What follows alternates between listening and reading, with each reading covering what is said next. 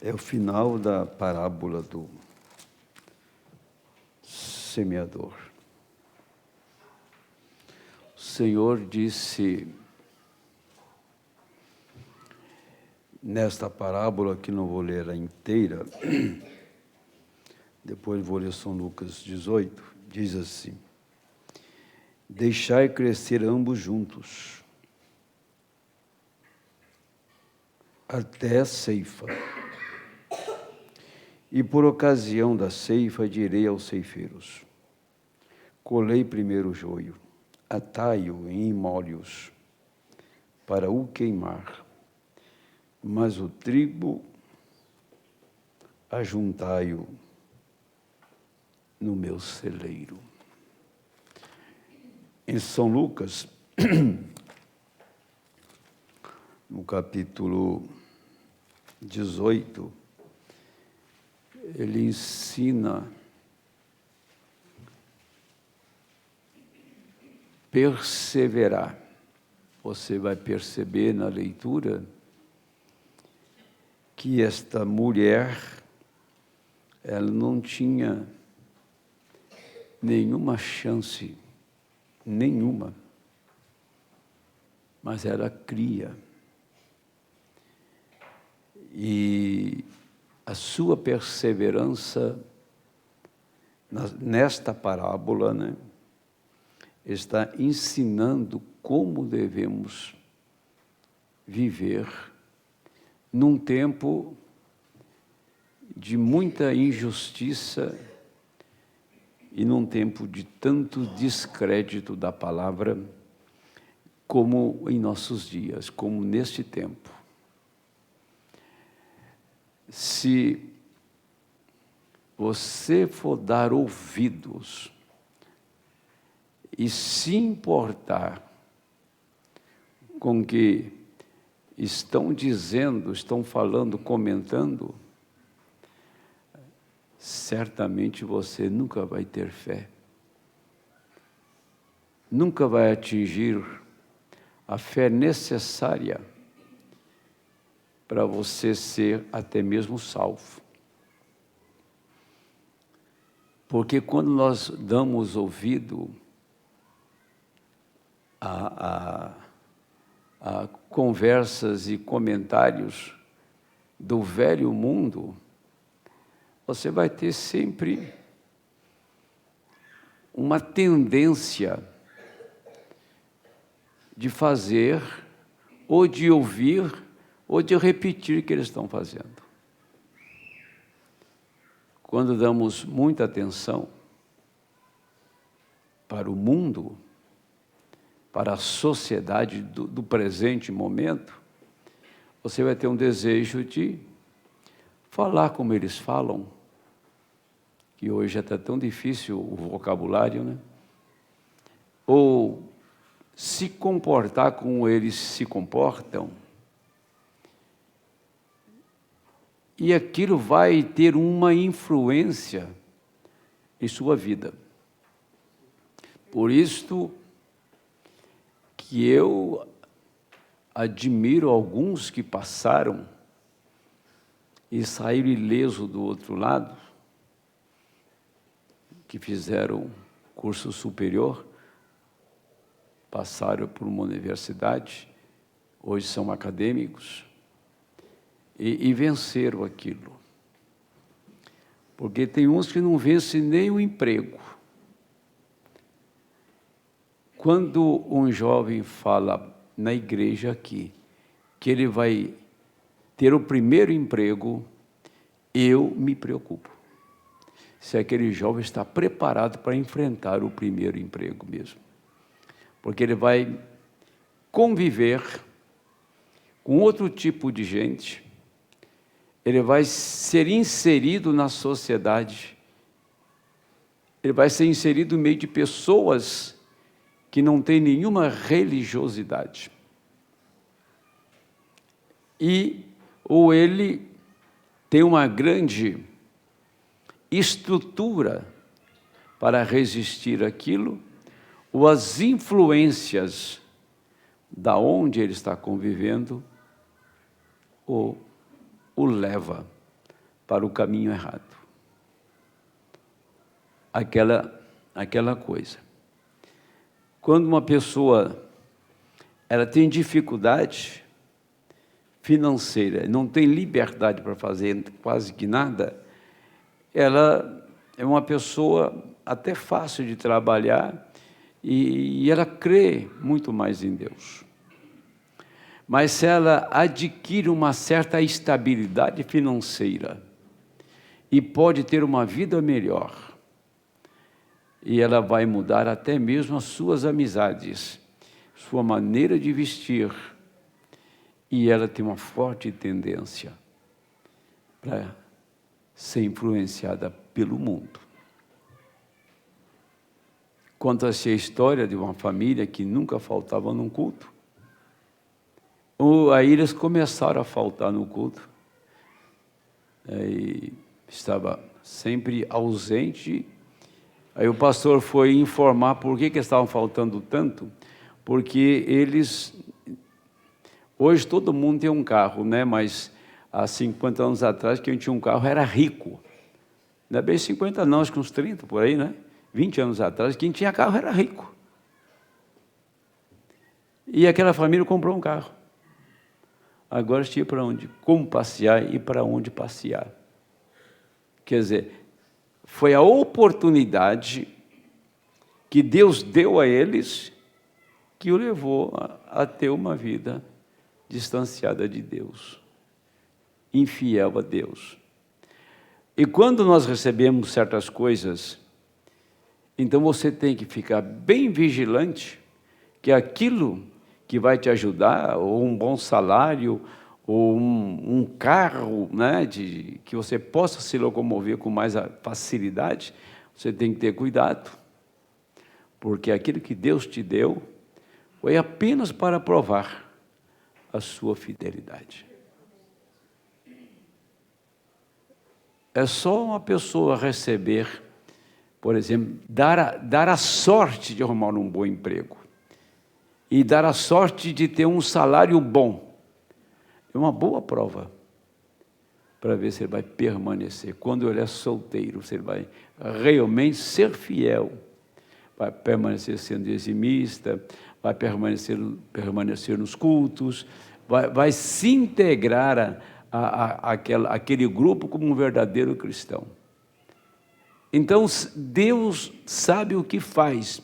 Ele põe em nossas mãos muita coisa, ou muitas coisas, para saber, ou seja, para provar como você vai lidar com aquilo. Que habilidade você tem para lidar com aquilo. Então, aquela coisa, é melhor não ter e ficar com Deus do que ter e ficar sem Deus. Agora, veja esta parábola. E contou-lhes também uma parábola sobre o dever de orar sempre e nunca desfalecer. Que tempo duro para orar, não? Que tempo difícil para orar nós estamos. Dizendo, havia numa cidade um certo juiz que nem a Deus temia e nem respeitava homem algum. Devia ser do STF nosso aqui. Havia também naquela mesma cidade uma certa viúva, ia ter com eles dizendo, faz-me justiça contra o meu adversário. Uma viúva, uma mulher desamparada. Pois bem, e por algum tempo não quis, mas depois disse consigo, ainda que não temo a Deus, nem respeito os homens, todavia, como esta viúva me molesta, hei de fazer-lhe justiça, para que, enfim, não volte e me importune muito. E disse o Senhor, ele contou a parábola, falou até aqui, Agora, ele chama a atenção para este ensinamento. E disse o Senhor: ouve o que diz o injusto juiz. E Deus não fará justiça aos seus escolhidos, que clamam a Ele de dia e de noite, ainda que tardio para com eles? Digo-vos que depressa lhes fará justiça. Quando, porém, vier o Filho do Homem, porventura achará fé na terra? Senhor Deus, nos dê graça nesta noite, para termos um grande momento em Sua presença, e que realmente nós possamos nos desprender de todas as amarras, ficar completamente livres e ter um tempo em Sua presença, de coração e de alma. Se estarei intercedendo por alguém, eu devo tomar o lugar daquele meu irmão necessitado, ter compaixão dele, abrir meu coração para adorar, que possa então todo o meu ser se dispor para te adorar. Adorar como disse o Senhor em São João 4, em espírito e em verdade. Senhor, me dê essa graça de orar nesta noite, de tal maneira que venha eu render-me completamente a Ti, de tal maneira que eu esqueça qualquer embaraço da minha vida que estiver ao meu redor, e quero ficar somente contigo, num grande tempo, numa hora íntima com o Senhor. O Senhor me dá esta graça de, nesta noite, ter este tempo em Sua presença, pois a minha oração, o meu clamor, é para que isto venha ser realizado, experimentado por cada um nesta audiência.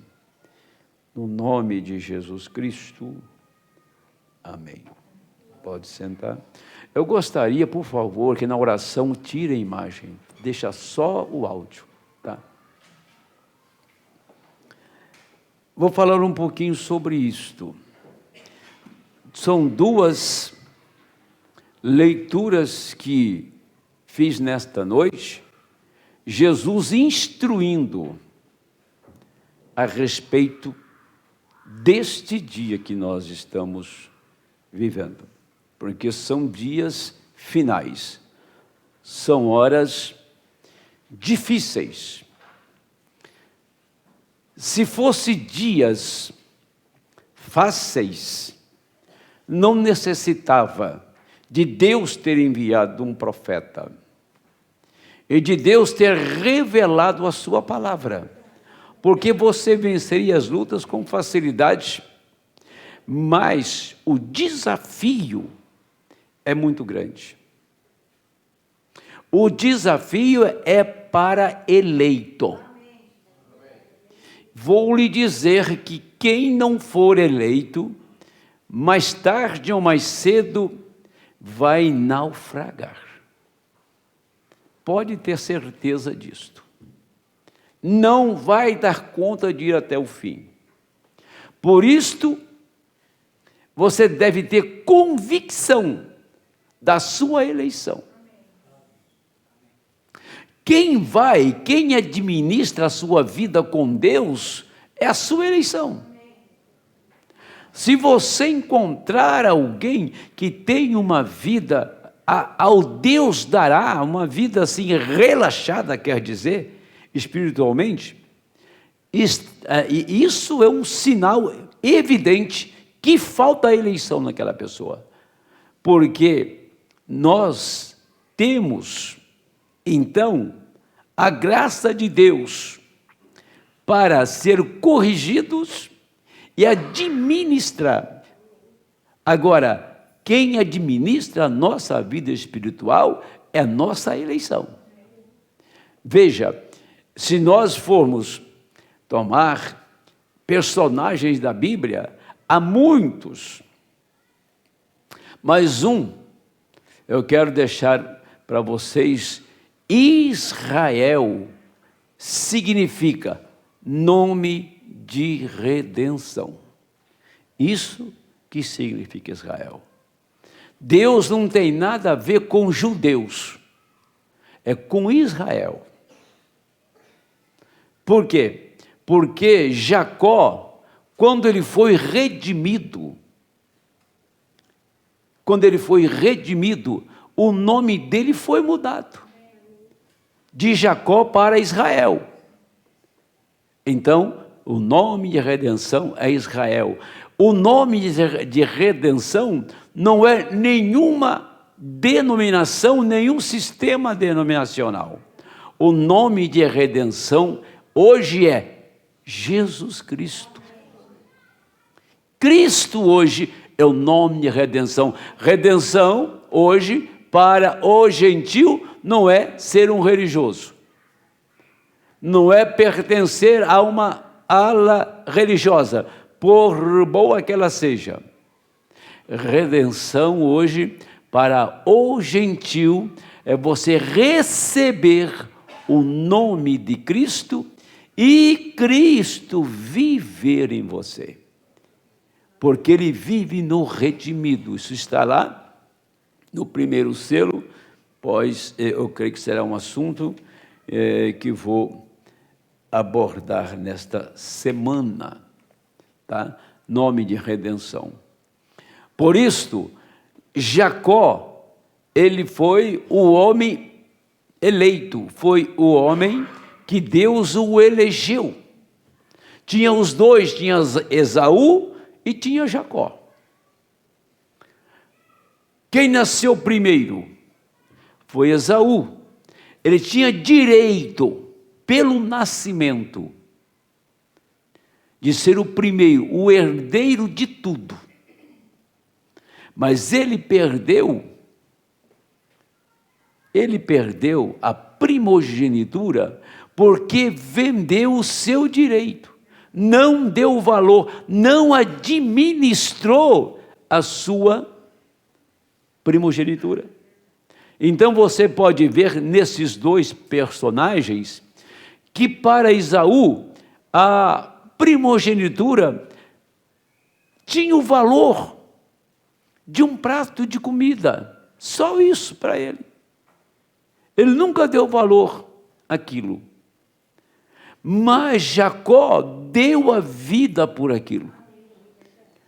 Jacó procurou uma oportunidade, até que ele teve a oportunidade de receber a primogenitura. Quem nasceu primeiro foi Caim, sendo gêmeos com Abel, mas Abel era o filho de Adão, legítimo. Então, na linha eletiva, sempre o eleito vem em segundo plano. Sempre. Na linha de Deus, o eleito vem num segundo plano. Ele é primogênito, porque ele vai lutar pela sua eleição. Ele vai lutar pela sua vida com Deus.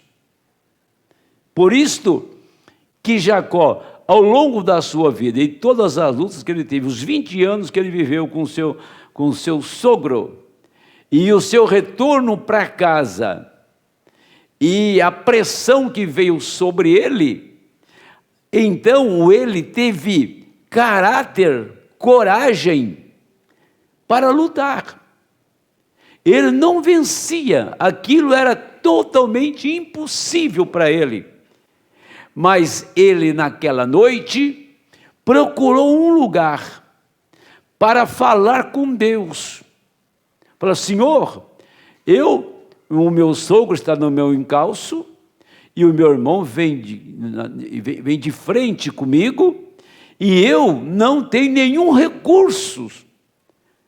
Eu sou muito pequeno diante do meu irmão, o que vou fazer? Então ele atravessa do outro lado do riacho, o vale de Jaboque, e lá Deus estava esperando ele. Ele mostrou naquela noite o que ele era. Ele nunca, do lado de fora do seu nascimento, era Jacó, e Jacó significa trapaceiro. Mas o interior dele não era Jacó. O verdadeiro homem estava do lado de dentro, era Israel. E naquela noite ele foi redimido. Está lá em Jeremias 30, verso 7. Foi um tempo de luta, mas ele lutou por aquilo que estava nele. A eleição estava nele. Ele lutou por aquilo que ele cria.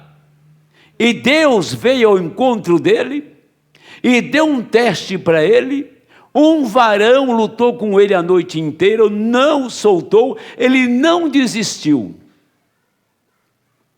Então ele mostrou a garra que ele tinha dos direitos que lhe era concedido, que era dele. E aquela luta mostrou que ele era muito além de Jacó. Ele era Israel. O eleito hoje, o chamado para fora, o revelado, não tem dias difíceis para ele. Todas as lutas que cruzaram o seu caminho, você sabe que é uma experiência para você ficar mais perto de Deus. Todas as pessoas que não gostam de dificuldade, que não gostam de luta e que correm da luta, você não devia nem casar com esse tipo de gente. Tá? Porque ele não é uma pessoa de garra. Ele não tem uma índole para agarrar aquele objetivo e levar até o final. E quando se trata da vida cristã, o que você mais deseja na alma é você receber uma mensagem divina que o Senhor tem chegado até você e tem lhe concedido a maior bênção do mortal: ser cheio do Espírito Santo.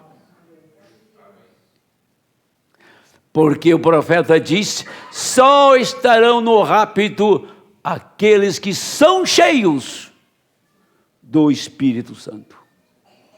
E isto que estou falando nesta noite, baseado nesta parábola do juiz iníquo, eu quero dizer para vocês o seguinte. Vamos voltar ali atrás na primeira leitura. Cresceu tudo junto. Cresceu tudo junto. Agora, lógico que um dia vai ser somente trigo, não vai ter um pé de joio, mas cresceu junto do campo. Tá?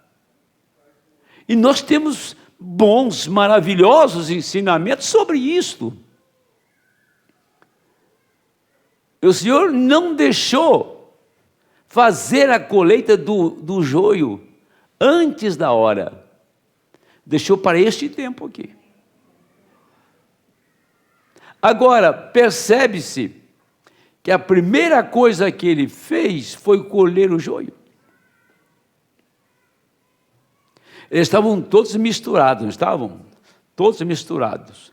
Mas ele pegou, atou em feixes ou molhos. Ele não colocou trigo associado no mesmo molho, no mesmo feixe. Naquele feixe só tinha joio. Não tinha trigo, foi separado. Depois que ele separou, agora ele faz a colheita do trigo. Depois que ele separou, ele enviou sua palavra, ele abriu os mistérios para revelar quem você é.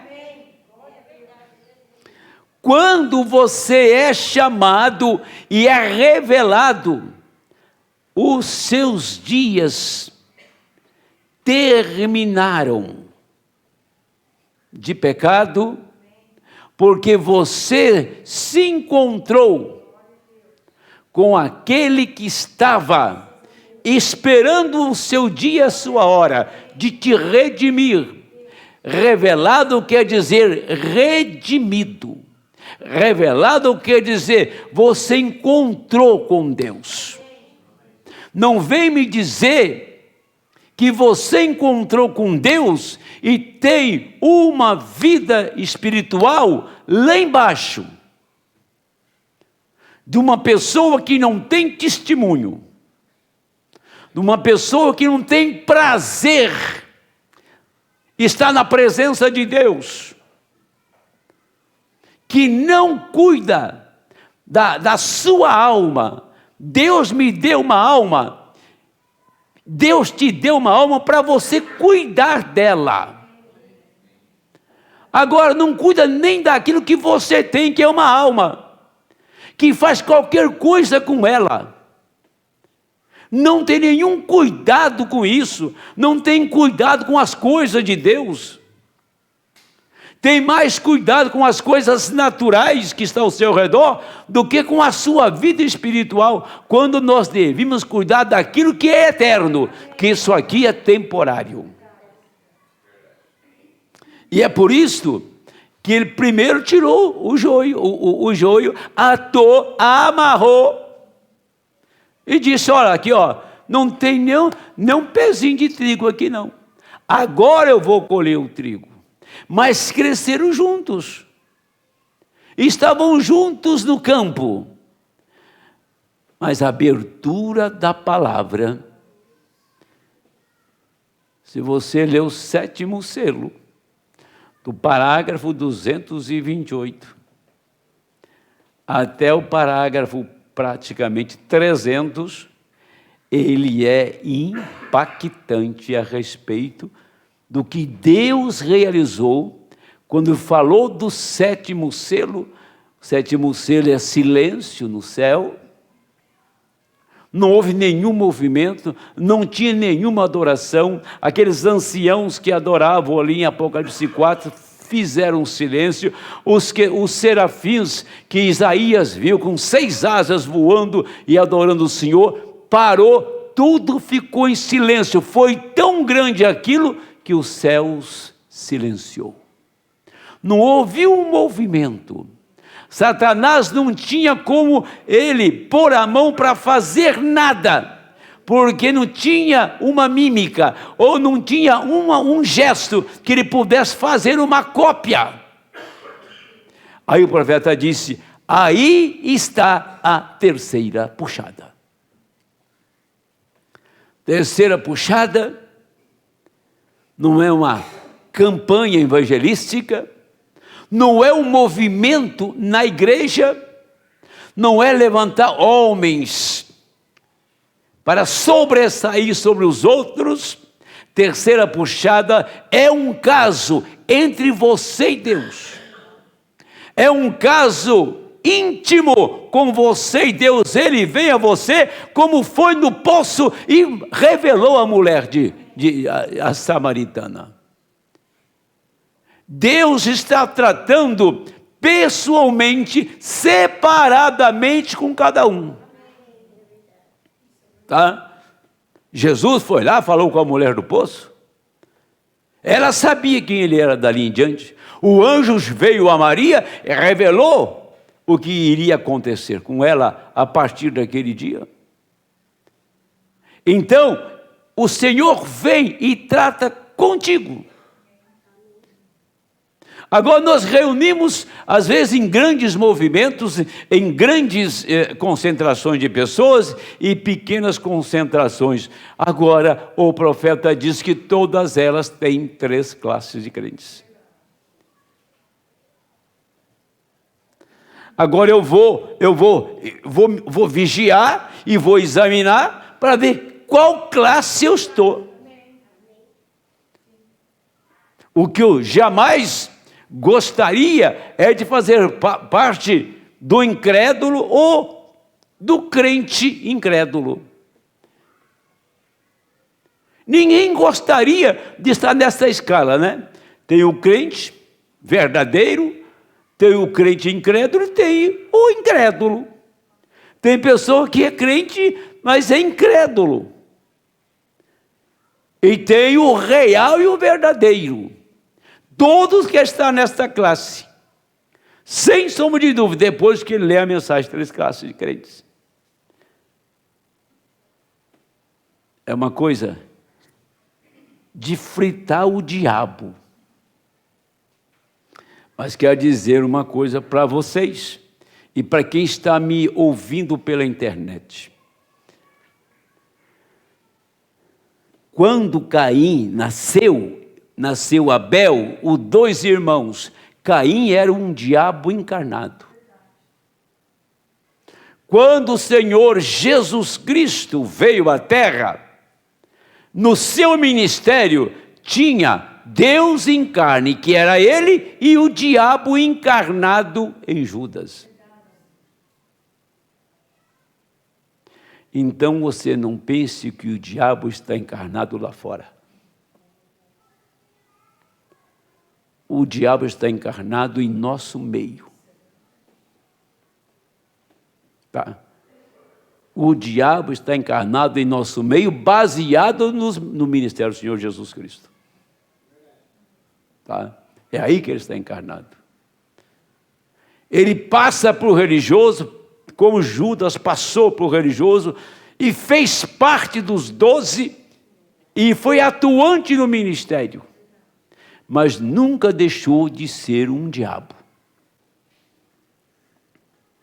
Nunca deixou.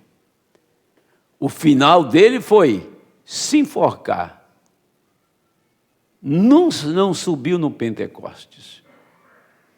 É exatamente isto que é o desfecho final nosso, é a hora final, é o tempo final. Nós temos que realmente consultar o nosso íntimo e ver, avaliar o quanto nós amamos a Deus, o quanto nós cuidamos da nossa alma, o quanto você cuida desta palavra. Por isto, então, que você observa. Agora, esta viúva não tinha a mínima chance. Mas na parábola você vê que ela sabia que ela tinha direito. É meu direito. O juiz não vai dar atenção, mas eu vou insistir. Você tem direito de ser cheio do Espírito Santo. Mas não vai ser com meia dúzia de conversa. Você vai ter que insistir. Aí o juiz falou assim: olha, eu não respeito o homem, não temo a Deus, mas essa viúva me enche a paciência, eu vou fazer justiça para me deixar em paz. Isso o Senhor estava falando, se um homem tão ruim, que não temia a Deus, não respeitava os homens, pela oração, pela insistência, ele fez justiça à causa daquela mulher, e Deus, o Senhor, que é benévolo, que é misericordioso, que é bondoso, não ouviria a nossa oração? O seu grito, o seu gemido, o seu clamor e o desejo da nossa alma, Ele não ouviria. Quando você se dispõe a se render totalmente e completamente a Ele. Aí, a última frase, o último versículo, que é o 8, o Senhor faz uma advertência.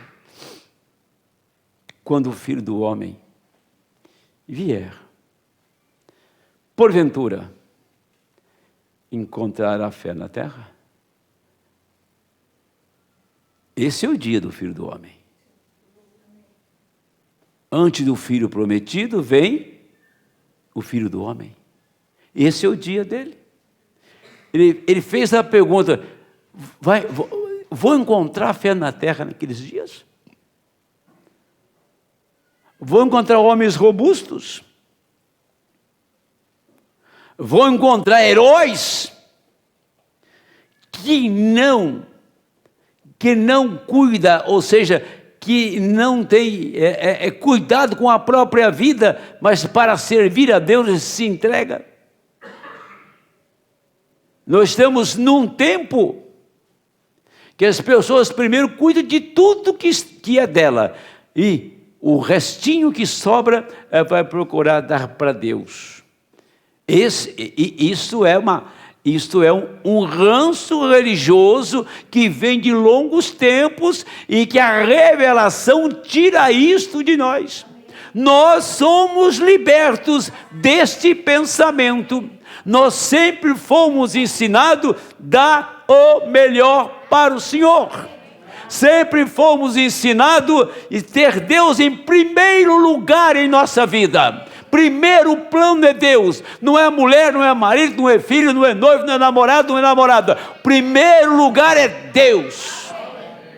Se nós estivermos dispostos e fizermos isto, você pode ter certeza que Deus vai parar para ouvir você.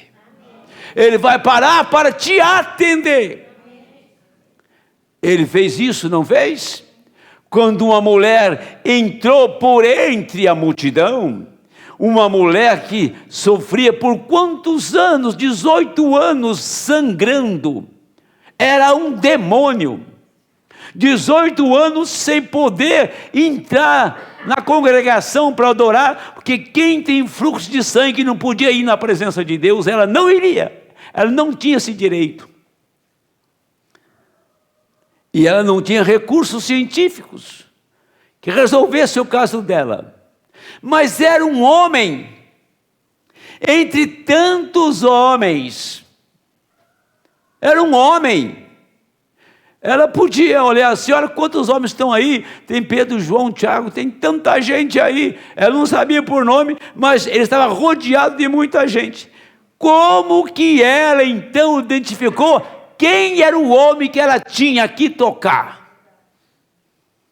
E ela se esforçou, ela teve problemas, sendo uma mulher, penetrar no meio dos homens, até tocar na orla do seu vestido.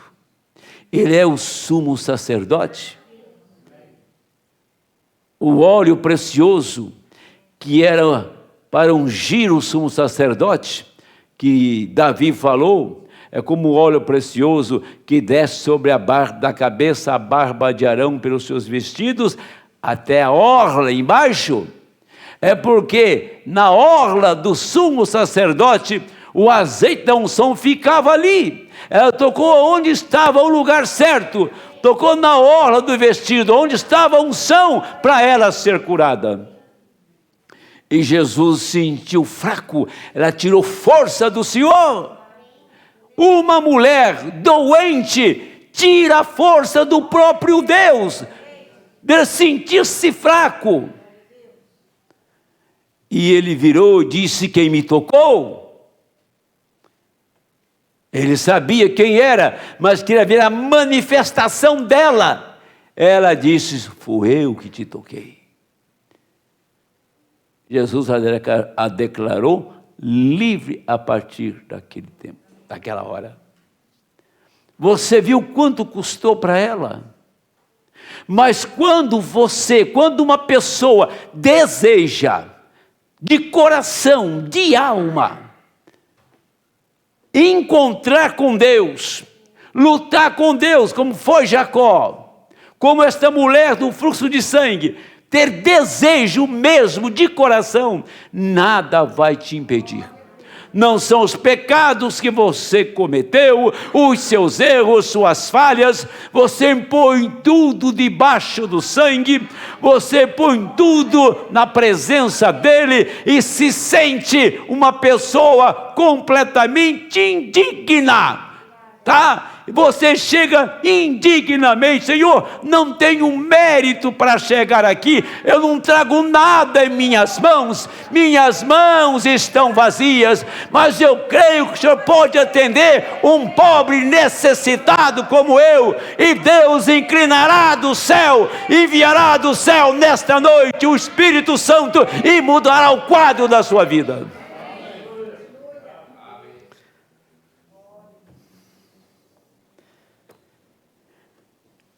Eu quero só deixar uma coisa bem clara aqui.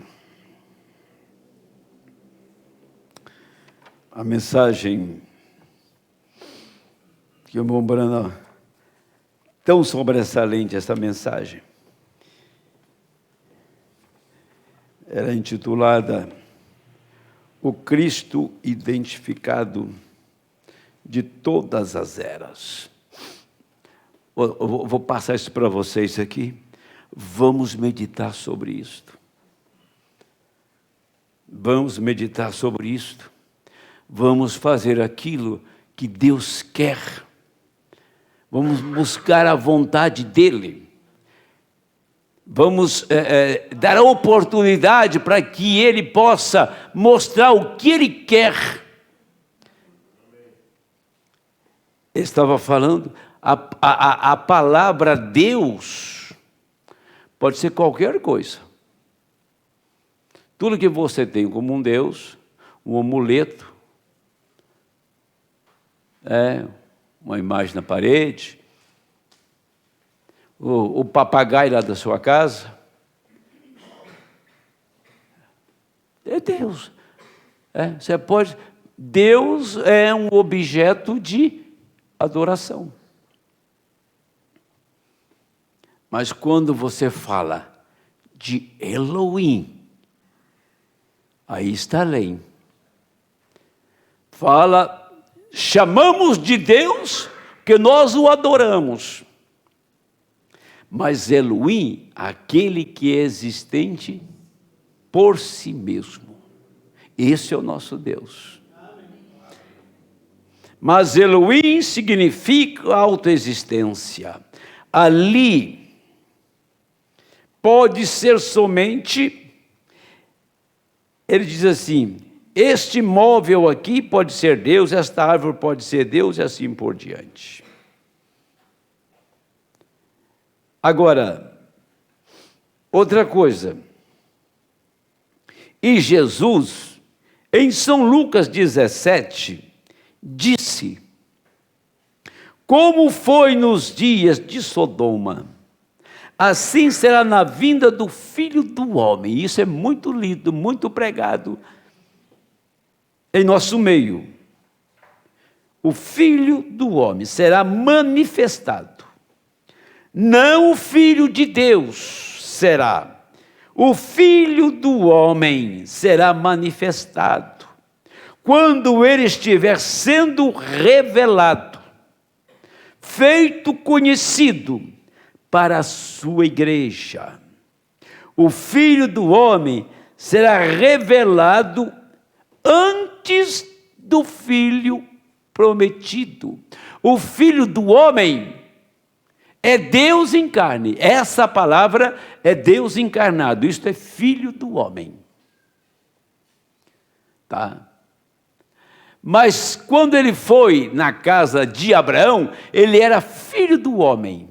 Ele chegou ali um pouquinho antes do filho prometido. Você pode observar que o Filho do Homem se manifestou, se revelou a semente eleita que era Abraão e Sara. Antes do filho prometido, O que está acontecendo com a igreja? O Filho do Homem tem se revelado antes do Filho prometido, que é o rápido.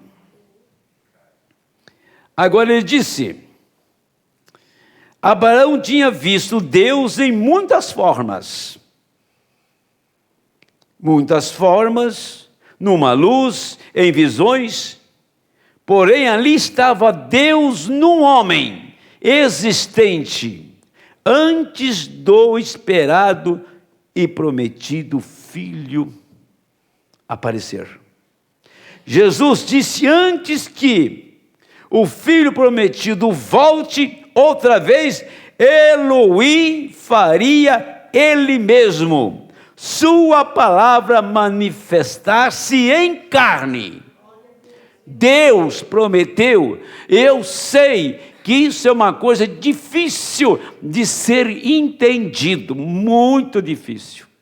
A não ser que Deus venha a você e rasgue o véu para mostrar esta frase aqui. Abraão tinha visto Deus de muitas formas diferentes, numa luz, em visões, porém ali estava Deus num homem, exatamente antes do Filho, do Filho prometido, do Filho esperado aparecer.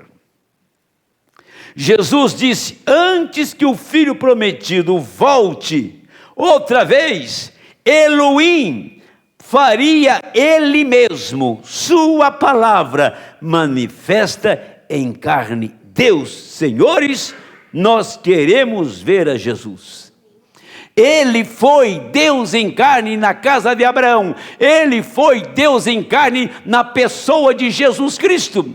Ele só mudou de uma estação para outra, de um tempo para o outro. Deus em morfe. Mas neste tempo, este Deus revelaria, se manifestaria em carne humana. Se você recebe a palavra, esta palavra é Deus.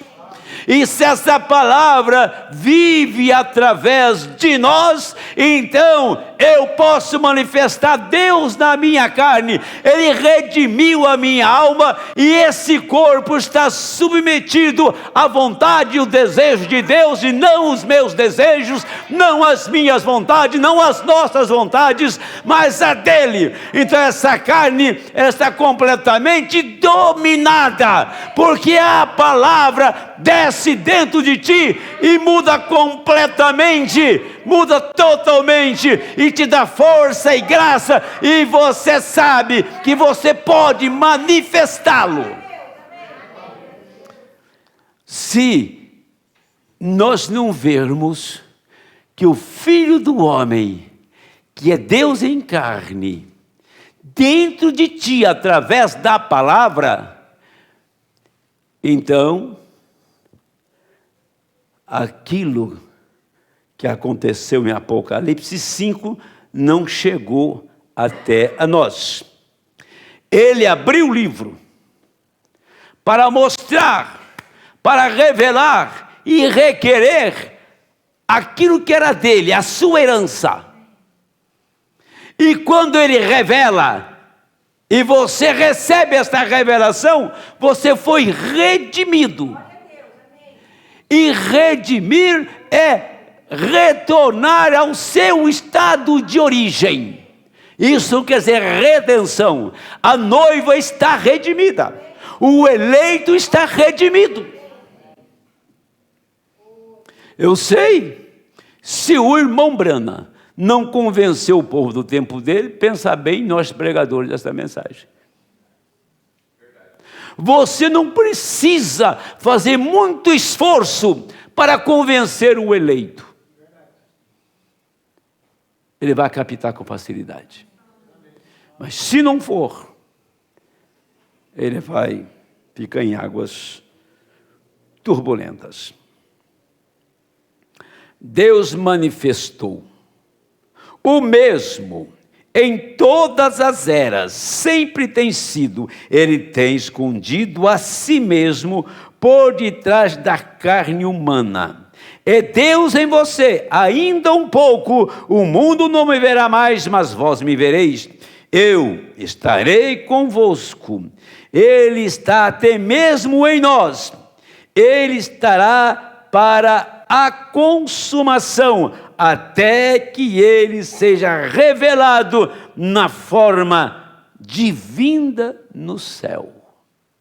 Por isso que tem a revelação da sua descida e a revelação da sua subida. A palavra de Deus desta era, o que ele prometeu para esta era, se você olhar na Bíblia e ver o que foi prometido para esta era, e você ver aquilo ser vivido, não me importa quem diga que está certo ou errado. Está certo porque Deus, interpretando sua própria palavra, Deus interpreta a sua palavra através dos seus escolhidos. Ele não precisa que ninguém diga, bem, aqueles dias estão passados. Não há uma coisa tal como cura divina, e tudo aquilo é fanatismo. Está errado quando Deus diz que fará isto em uma certa era. Ele o fará. Porém, a coisa disto é que nós nos encontramos numa velha tendência de alguma coisa passada, alguma grande escola passado, e nós o perdemos. Vou dar para vocês uma ideia. Perguntar para Jesus da vinda dele. E ele estava ali. Ele disse, mas quando ele vier, ele não vai reger as nações com vara de ferro? Eles estavam olhando a terceira vinda, quando a primeira estava em evidência. Agora explicar o que para eles? Que ele teria uma segunda vinda para tratar com os gentios e teria uma terceira vinda para o milênio. Eles estavam perguntando para ele quando que seria então o tempo que ele ia reger com vara de ferro. Eles estavam na frente dele, na estação deles, na era deles, e Deus encarnado diante deles, e fazia uma pergunta tão absurda. Esta é a razão que eles perderam. Jesus, quando ele veio, eles ainda estavam tentando viver sob a lei. Quando a Bíblia havia dito claramente, bem aqui, eu lerei, ele disse, examinai as Escrituras, porque vós cuidais ter nelas a vida eterna, e são elas que de mim testificam. Se elas não testificarem de mim, então está errado. Claramente, eles poderiam ter visto que a Virgem conceberia, claramente ele foi a resposta perfeita para as Escrituras. Nós cristãos cremos nisto agora, mas que bem teria feito Moisés ao vir com os dias de Noé, com a mensagem de Noé, que bem faria para João Batista vir com a mensagem de Moisés.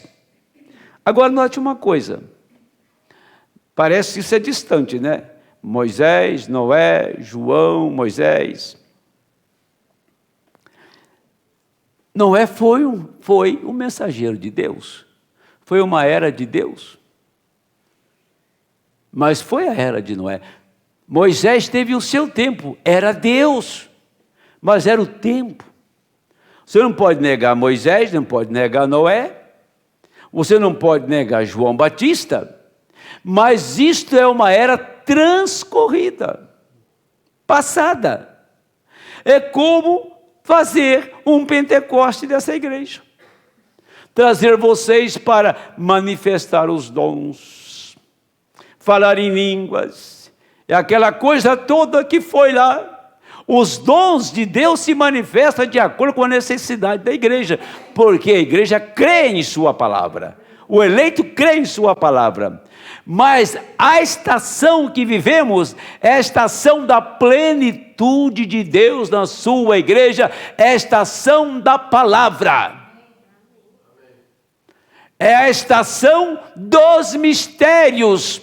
É a estação da chamada do eleito, é a estação do arrebatamento, é a estação da ressurreição, é o tempo do fim, minha gente, é a hora final, tudo está encerrado, nós só esperamos pelo fogo para consumir Sodoma, mas antes que essa coisa seja consumida, Deus tirará os seus eleitos, levará para casa, porque assim está prometido. Por isso que você perceba a evolução, o segmento da mensagem. Tem uns pregando que estamos no milênio, mas nos dias do Senhor também eles falaram disso. Esse é o mesmo Espírito. Esses Espíritos que entram, eles entram em nosso meio, eles têm uma função, eles têm uma razão para vir, porque vai ter que, na verdade, colher aquela semente que não era eleita para o rapto.